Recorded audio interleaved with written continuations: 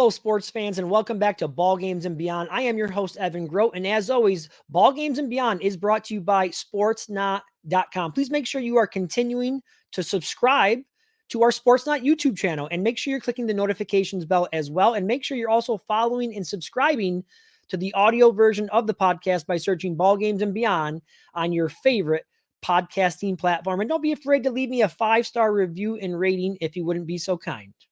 Now, for the topic of today's show, there's a couple different places we could go this week. We've got Game 3 of the NBA Finals taking place tonight, Wednesday night. We've also got a Game 3 in the Stanley Cup Finals coming up. U.S. Open Golf, the third major of the year. So there's plenty of high-profile sporting events going on that we could discuss this week. But I find myself, every time I turn the TV on, every time I go on X, all I keep hearing about, all I keep reading about is Caitlin Clark. Yes, once again, Caitlin Clark finds herself in the news, in the mainstream media. It's not something we're used to hearing. We're not used to hearing this much about the WNBA and women's basketball, but Caitlin Clark, she is the straw that stirs the drink, and we're continuing to get more and more news on her every move. We're talking about it. And this week, we got some more news surrounding Caitlin Clark, and that is that she will be left off, or she was left off, I should say, Team USA's Olympic roster that'll head to Paris this summer in just about a month and compete for their 8th consecutive gold medal. Now, there's a lot of controversy out there surrounding this decision by the committee to leave her off. There's a lot of different opinions out there as well. Did the committee get it right? Was it a missed opportunity by the committee to try to grow the game? I'm not sure where you stand on that debate. I'm going to give you some of my opinion. I felt like, it kind of falls somewhere in the middle. I felt that it was an opportunity for Team USA to think about the health of the game, the long term of the game. And by having her on the roster, bringing all of those millions and millions of fans that she has, to the TV sets and that want to watch her compete. But I also see the committee, their side of things, when they said they're looking for a more experienced roster. And she's only 22 years old. She's a rookie in this league, and there is a lot of great players on Team USA. I mean, when you look at that roster, who would they take off the roster to put Caitlin Clark on? So there's really good arguments being made on both sides of it. We're going to be joined by our guest this week in just a minute, Doug Feinberg. Doug is an AP sports writer who covers women's basketball for AP. And Doug is a great guest to talk to on this subject. He has been at every single Olympic women's basketball game since 2008. That's impressive. So if anybody knows Team USA basketball, women's basketball, it's Doug Feinberg. We're going to ask him about his opinion of this. We're going to ask him about the narrative that is out there surrounding Caitlin Clark and the WNBA's treatment of Caitlin and how they've kind of welcomed her into the league. So you don't want to miss that conversation. That is coming up next after we return from this quick break. Don't go anywhere. You are listening to Ball Games and Beyond, brought to you by Sportsnaut.com. And welcome back to Ball Games and Beyond. And joining us now to join us in the conversation is AP sports writer who covers women's basketball. Doug Feinberg is here with us. And I believe, Doug, if I'm not mistaken, you can correct me, you are the only U.S. sports journalist who has covered the U.S. Olympics, every basketball game, women's basketball game since 2008, and every women's World Cup game since 2010. So I think we've got the right man here to talk to us about this subject. How you doing today, Doug? Good, man. How are you? I will say that they have never lost a game I've covered, and I've scored 0 points, 0 rebounds, 0 assists, 0 turnovers. I have nothing to do with their success, but I've seen a lot of really good basketball by the U.S. in the last 16 years. Absolutely.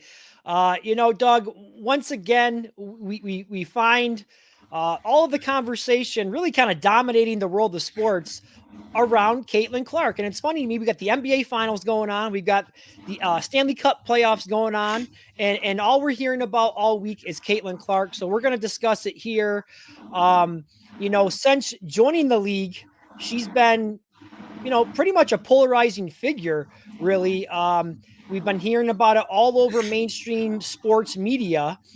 This week's been no different. And, we found out that she was left off Team USA's roster as they head to Paris this summer for the Olympics, looking to win their 8th consecutive gold medal. There's a lot of differing opinions out there. Some people felt like she got the snub. Some people felt like the committee maybe didn't make the right choice. Maybe it was a missed opportunity to help grow the game. So I want to discuss some of that with you. That's why we have you on here today. Let's just cut right to the chase. In your opinion, is Caitlin Clark worthy of being on this team strictly from an on-court performance skill based? We're not talking about any of the things that she brings to the table off the court. We know she has a global following, millions and millions of fans that probably would have rushed to the TV set to watch her play. I just want to get your opinion on her and whether or not you think she deserved to be on this team. Basketball skills only. Well, let me first say the good part of all this conversation is that there is conversation about women's basketball mainstream, which there was not been in the time I've been covering it. And that's the plus that she's brought.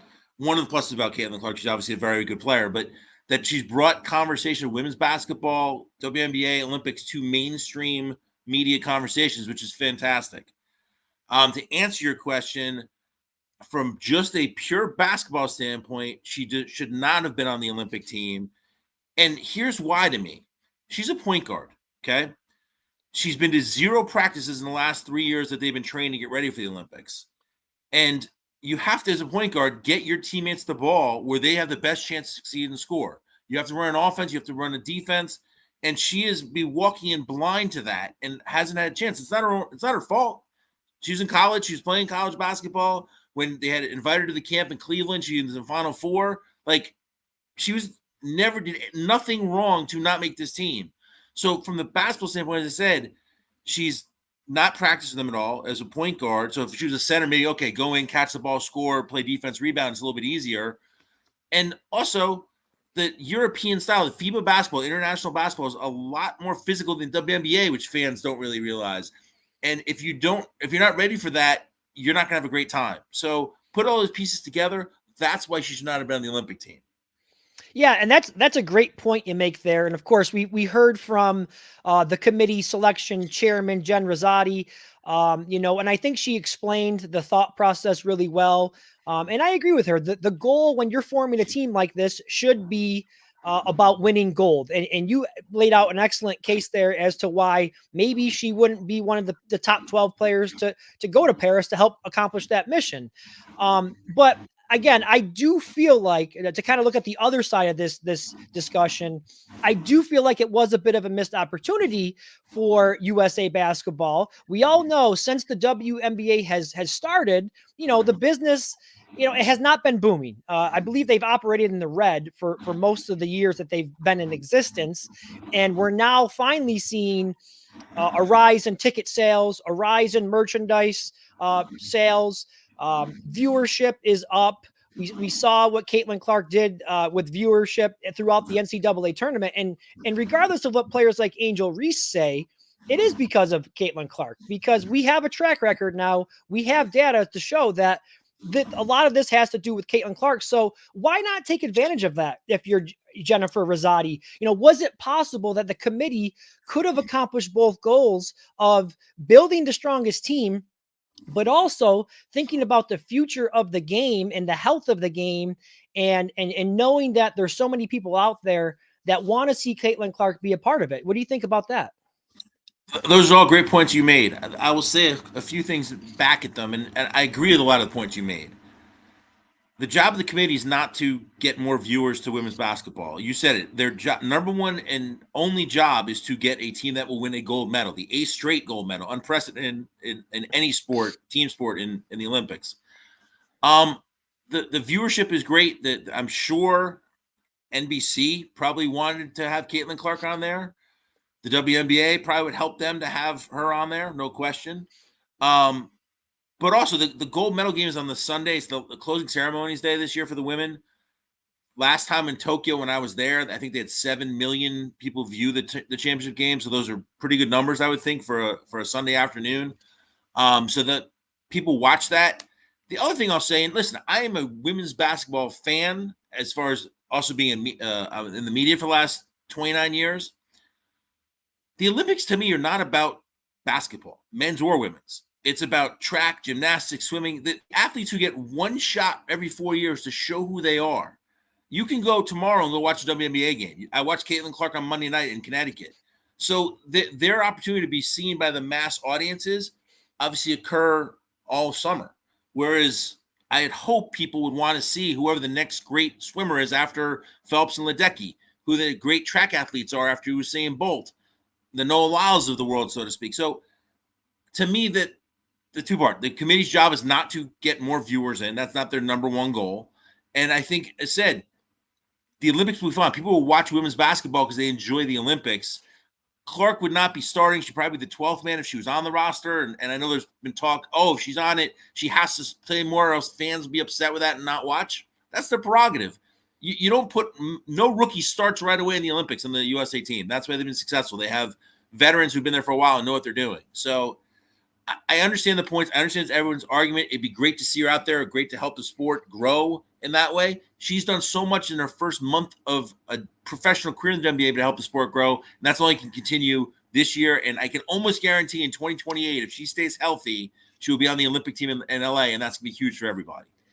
Yeah, you mentioned no rookie has started for the U.S. Olympic team, and one of the things that they mentioned in their statement, the committee, is that they were looking for a more experienced team. They noted that Caitlin Clark did not have enough experience in the international level. But I do want to point out, and I want to get your take on this. There's been 3 times in the last 5 Olympic cycles that the number 1 draft pick was also selected for the Olympic team. So you can go back to 2004 when Diana Taurasi was the number 1 pick in the WNBA draft. She was on the team her rookie year. Candace Parker in 2008, she was the number 1 pick. She was on the team as well her rookie year. And then Breanna Stewart also, she's the 3rd woman to be the number 1 draft pick and also make this team in their rookie year. So, I'm just basing it on what they said. They've kind of set the precedent here that, we'll take rookies, we'll take number 1 picks, but just not this year. So what do you think about that? Do you know what those 3 players have in common in their college careers? They've won a lot of national titles, right? They have. And that's not a knock against Clark. I mean, it is very difficult to win a national championship. This year she ran into a team that was undefeated and beat them. And last year LSU was an unbelievable team and beat them. So it's not her fault. But those players you mentioned all won multiple national championships in their college careers. Candace Parker, her rookie year, won Rookie of the Year and MVP, which has never been done before her, after her. So she was unbelievable that year. I don't think Clark is tracking that way right now just because the Fever are not going to probably get in the playoffs and she won't be MVP. She obviously could be Rookie of the Year. And Breanna Stewart, 4 NCAA championships, 4 most outstanding players of the NCAA tournament. And again, had a wonderful rookie year going in, and also competed on the World Cup team 2 years earlier. So she had international experience that way. So again, I see both sides of it. I think Caitlin's a fantastic player. She's going to be a huge part of the USA basketball in the future. I just think right now is not the time for her to be on the squad. Yeah. And I don't disagree with you. The only thing I would say to kind of fight you off a little bit, to have a little fun here, is that if we're basing it on college, performance, nobody did it better from an individual standpoint, at least, than Caitlin Clark. I mean, the most points, assists, all of those records that she holds, none of those other girls that we just mentioned have that record, although they do have the national title. So anyhow, you made a great point there. Let's move on to a slightly different topic here. I guess one of the things that, for me anyways, the way I look at it is by keeping Caitlin Clark off this roster, it's kind of brought a little bit of negative energy or negative, thoughts to the whole league, right? And the way they're kind of treating Caitlin Clark. Do you think any part of this decision to keep her off the team was that there was concern from the committee, and they didn't tell us this, but I'm just wondering if maybe behind the scenes, this was the belief behind closed doors, that there could be a little bit of issues with the chemistry, because, you've heard some of the comments that have been made about Caitlin Clark, and it does seem that there's some people that maybe resent her a bit, or there's a bit of jealousy. So what's your take on that? I would say there's 0% chance that they left her off the team or anyone off the team because of resentment, jealousy, such. Every time I've talked to Caitlin Clark in the 4 years I've been covering her in college and the pros right now, She's always said the right thing. She's always meant the right thing. She's never every controversy that's been around her this year, she didn't create, which is hilarious. Like the shove from Kennedy Carter a couple weeks ago, she did say in the moment, that wasn't a basketball play, and everyone agrees with that. But then afterwards, like, you know what? It's basketball. Things happen. People make plays. She didn't blow it up to more. People out there blew it up to be jealousy, racial overtones, whatever you want to say to it. She diffused it. The other day of the Olympics, when someone asked her about it, I think on Sunday, Chloe Peterson, the wonderful Indianapolis Star reporter, asked her an availability of not making the team. She was completely gracious. It's my dream. I'll hopefully be there in the future. It's going to fuel me. I'm rooting for these girls to bring home another gold. I mean, she says all the right things and means all the right things when she says it, which I think is fantastic. So I don't think there was any, if we put her on this team, people would be jealous of her. As Rosati said to me and said, I think to the people on the conference call, there are a lot of boxes. There's 11 criteria that their U.S. Selection Committee is charged to figure out who's on this team. Marketability and popularity are not two of them. There are players that are not on this roster. Ariel Atkins was on the 2021 Olympic team and on the World Cup team didn't make it. Aaliyah Boston and Arike Ogunbowale went to every training camp and didn't make this roster. So there are people, if they need an alternate, if Chelsea Gray can't play or if someone else gets hurt, they need an alternate. There are probably people in front of Caitlin Clark right now that might make that roster in front of her. We'll have this all over again, if that happens when it's announced. Right. And you do have a story up right now on AP where you kind of explain that. And I was going to mention that there's a lot of other players that were worthy of making this team as well who didn't, but we're only hearing about Caitlin Clark. So we're joined by Doug Feinberg, AP sports writer covering women's basketball. We're talking about Caitlin Clark and being left off the Olympic roster. I want to ask you, and we kind of touched on it a little bit already, but I want to go a little deeper into it, about the narrative that's out there about the treatment of Caitlin Clark. How do you feel the league has received Caitlin Clark? I don't expect them, to roll out the red carpet. This is competition. You're trying to make it difficult on your competitors. But it does seem like, and maybe I'm being a little bit too defensive of Caitlin Clark, but it does seem like there are a lot of cheap shots going at her, both literally and figuratively. And it makes me think back to a long time ago when a guy named Tiger Woods, he burst onto the scene on the PGA Tour, and he totally took over the game and grew the game globally. And everyone on tour benefited from Tiger Woods, especially financially.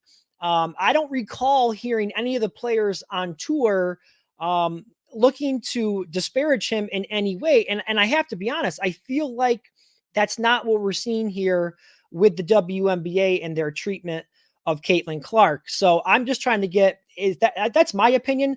I would like to know your opinion on that. Well, I think you have a really good analogy in a lot of ways with Tiger Woods. And there's the old saying, rising tides lift all boats or lift all ships, whatever the phrase actually is. I think that all the players understand that if more people are watching the WNBA, whether because of Caitlin Clark or Angel Reese or Cameron Brink or all the talented rookies, or last year the viewership was going up, people are watching now. People are talking about it now. That helps everyone. If you're sponsored by Gatorade, Nike, name your brand, they're going to like that you're getting more eyes on their products and their viewership. And that helps you recognize how recognizable you are and your marketability. That helps you. So I think that the smart players are the ones that are either not saying anything or being complimentary.